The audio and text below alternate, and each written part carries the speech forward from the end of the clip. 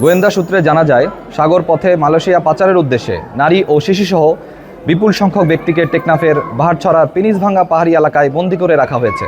প্রাপ্ত তথ্যের ভিত্তিতে আজ 24 অক্টোবর 2025 তারিখ শুক্রবার মধ্যরাত 2টা হতে সকাল 7টা পর্যন্ত বাংলাদেশ কোস্টগার্ড উক্ত এলাকায় একটি বিশেষ অভিযান পরিচালনা করে। অভিযান চলাকালে কোস্টগার্ড সদস্যরা উক্ত পাহাড়ের চূড়ায় পাচারকারীদের গোপন আস্তানা হতে পাচারের উদ্দেশ্যে বন্দী থাকা নারী ও শিশুসহ 44 জন ব্যক্তিকে উদ্ধার করে।